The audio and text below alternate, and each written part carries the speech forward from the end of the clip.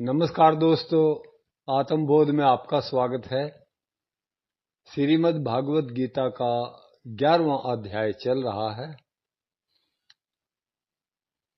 इसके बाद क्या हुआ संजय?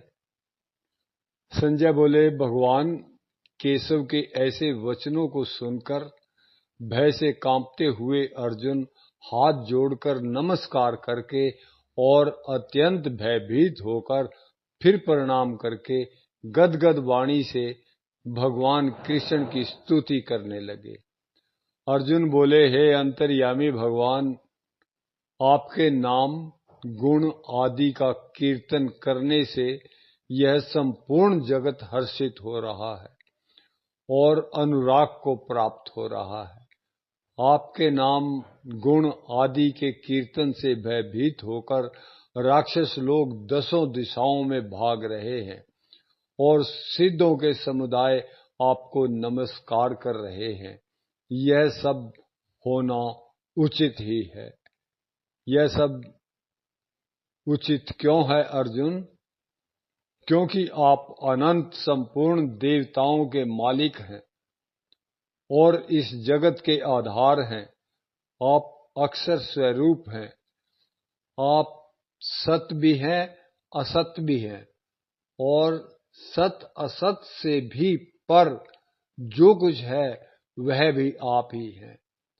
हे महात्मन, आप गुरुओं के भी गुरु और ब्रह्मा को भी उत्पन्न करने वाले हैं। ऐसे आपके लिए वे सिद्धों के समुदाय नमस्कार क्यों नहीं करें? आप ही आदि देव और पुराण पुरुष हैं। आप ही इस संसार के परम आधार हैं।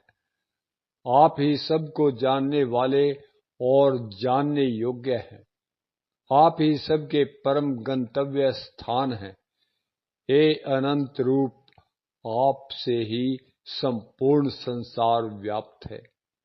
आप ही वायु, यमराज, अग्नि, वरुण, चंद्रमा, प्रजापति और पितामह ब्रह्मा जी के भी पिता हैं।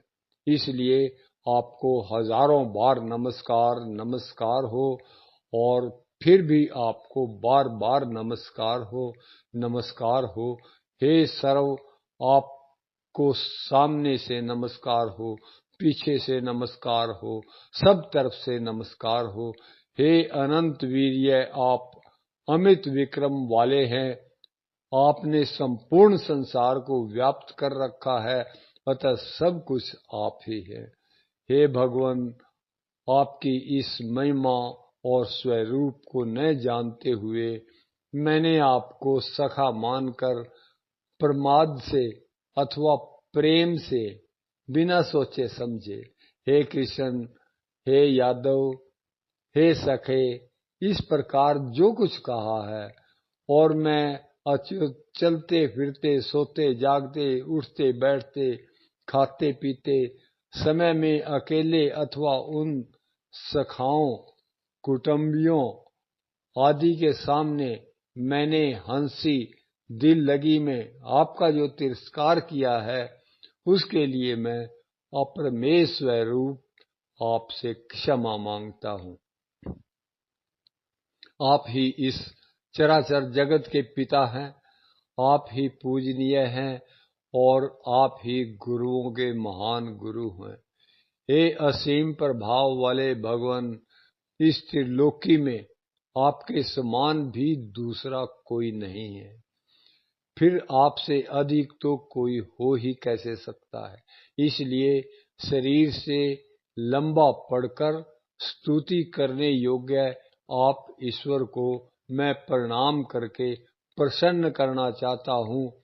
जैसे पिता पुत्र के, सखा सखा के और पति पत्नी के तिरस्कार को सह लेता है, ऐसे ही हे देव, आप मेरे द्वारा किए गए तिरस्कार को सह लीजिए।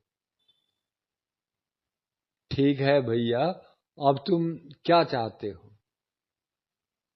आपके ऐसे अपूर्व रूप को देखकर मैं हर्षित भी हो रहा हूँ और साथ ही साथ भय से मेरा मन व्याकुल भी हो रहा है। अतः हे देवेश, हे जगन निवास, आप प्रसन्न हो जाइए और अपना वही देव रूप, विष्णु रूप दिखाइए जो सिर पर मुकुट धारण किए हुए और हाथों में गदा, चक्र, शंख और पद्म लिए हुए है। मैं अब आपके उसी रूप को देखना चाहता हूँ। हे सहस्त्रबाहो, हे विश्व मूर्ते, आप उसी चतुर्भुज रूप से प्रकट हो जाइए।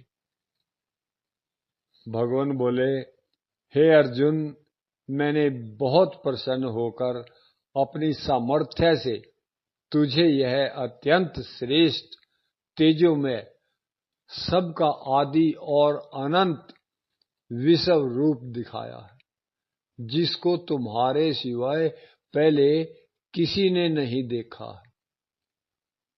आपके इस विश्व रूप को मनुष्य किस साधन से देख सकता है भगवान? किसी भी साधन से नहीं। हे कुरु प्रवीर, मनुष्य लोक में तुम जैसे कृपा के पात्र के सिवाय इस तरह के रूप को कोई वेदाध्ययन, यज्ञ, दान, उग्र तपस्या और बड़ी बड़ी क्रियाओं से भी नहीं देख सकता। परंतु हे भगवान, इस समय तो मैं आपके घोर रूप को देखकर बहुत भयभीत हो रहा हूँ। क्या करूं? भैया, मेरा ऐसा घोर रूप देखकर तुझे भयभीत नहीं होना चाहिए और अपने में मोह भी नहीं आने देना चाहिए। अब तू भय रहित और प्रसन्न मन वाला होकर मेरे उसी रूप को फिर देख। ऐसा कहकर भगवान ने अर्जुन को कौन सा रूप दिखाया संजय? ऐसा कहकर भगवान वासुदेव ने अर्जुन को अपना चतुर्भुज रूप दिखाया। फिर भगवान ने पुनः सौम्य द्विभुज रूप होकर भयभीत अर्जुन को आश्वासन दिया। अब तो तुम्हारा भय दूर हो गया ना अर्जुन? अर्जुन बोले, हे जनार्दन, आपके इस सौम्य मनुष्य रूप को देखकर अब मैं स्थिर चित्त हो गया हूँ और अपनी स्वाभाविक स्थिति में आ गया हूँ। भगवान बोले, तुमने मेरा यह जो चतुर्भुज रूप देखा है, इसके दर्शन अत्यंत ही दुर्लभ हैं। देवता लोग भी इस रूप को देखने के लिए नित्य ललायित रहते हैं। तुमने मुझे जैसा देखा है वैसा मैं वेदों से, तप से, दान से और यज्ञ से भी नहीं देखा जा सकता। तो फिर आप कैसे देखे जा सकते हैं? हे शत्रुतापन अर्जुन, इस प्रकार चतुर्भुज रूप वाला मैं अनन्य भक्ति के द्वारा ही देखा जा सकता हूँ।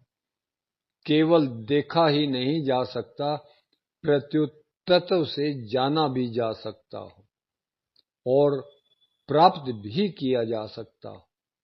वह अनन्य भक्ति कैसी होती है भगवान? हे पांडव, सब कर्मों को मेरे लिए करना, मेरे ही परायण होना, मेरा ही भक्त होना, आसक्ति रहित होना और किसी भी प्राणी के साथ वैर न रखना, ऐसी भक्ति से युक्त भक्त मेरे को प्राप्त हो जाता है। आज के लिए इतना काफी है जी।